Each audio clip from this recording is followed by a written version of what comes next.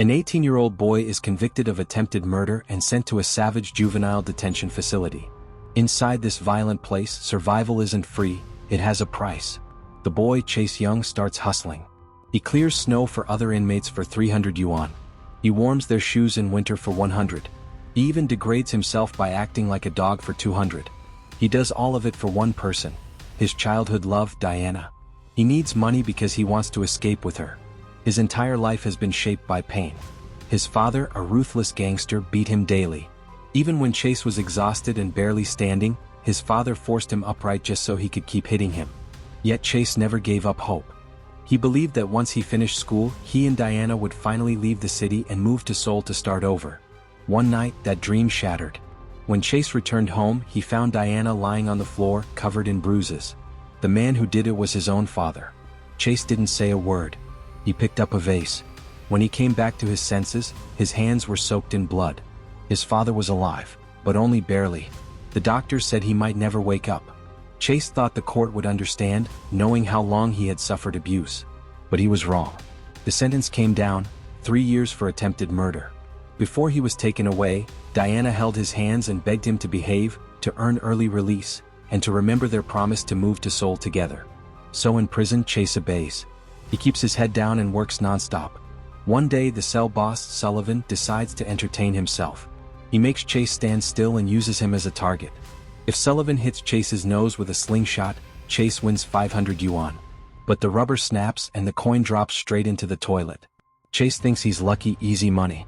But Sullivan laughs and says if Chase really wants the coin, he has to retrieve it with his mouth.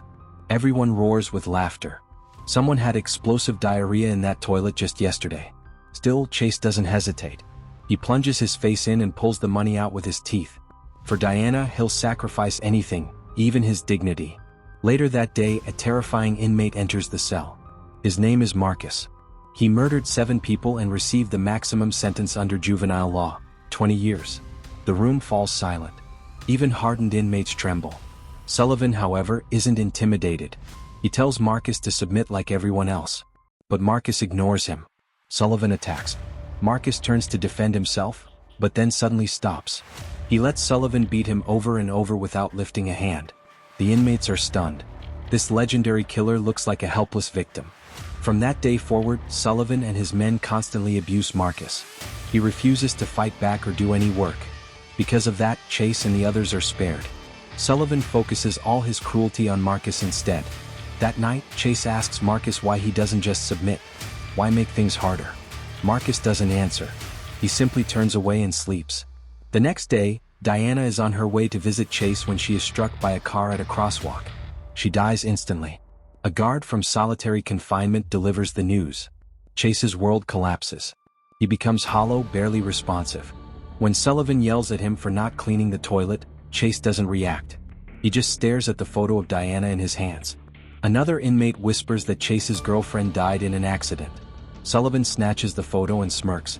He mocks Dayeon's beauty and makes obscene comments, even offering to auction the picture or take it to his bed. Chase slowly stands up. Marcus remembers something Chase once said, that his father was a gangster's enforcer, that violence was routine, but when his father hurt Dayeon, Chase couldn't hold back. Chase punches Sullivan straight in the face. Chaos explodes. Sullivan's gang rushes him, but Chase fights with deadly precision. Years of being beaten taught him how to fight.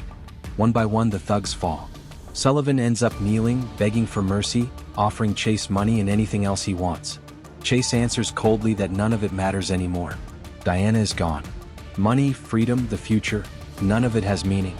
When guards storm in, they are shocked. Chase has defeated 5 or 6 hardened criminals alone. The cell looks like a battlefield. Chase calmly admits everything. He is thrown into solitary confinement. In the darkness, he stares at Dayeon's photo, replaying every memory. He blames himself. If only he hadn't attacked his father. If only the law had been fair. If only Dayeon hadn't come to visit him. Then she would still be alive. He punches the wall until his knuckles bleed and collapses in tears. A guard tries to comfort him, telling him that even in suffering, life must go on. Chase drops to his knees and whispers, "I'm sorry." Meanwhile, rumors spread through the prison. Sullivan and his crew are hospitalized. A new monster has appeared, Cheongmin. In the cafeteria, a man named Tyler Park overhears everything.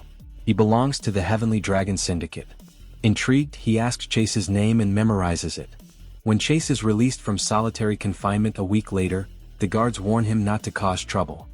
He returns to his cell, expecting revenge, but Sullivan's former lackeys now treat him with fear and respect. Marcus realizes something important. In this place, power decides everything. Later in the yard, Chase asks Marcus why he stopped him from killing Sullivan. Marcus remembers the blood-soaked classroom where he killed 7 people, but he doesn't answer. Before he can, Tyler Park appears. He insults Chase, calling him weak and mocking his dead girlfriend. A guard walks by and does nothing. That's the rule here, cell bosses can do whatever they want. Tyler reveals his full-sleeve tattoo, a blue heavenly dragon. Chase freezes. It's the same tattoo his father had. Tyler keeps taunting him. Chase snaps. He warns Tyler once, then stomps him into the ground. Rage explodes from him as he declares his hatred for that dragon's eyes. With that, Chase finally shows his true nature. In this prison, predators are drawn to power, and now, every monster in the detention center will come for him.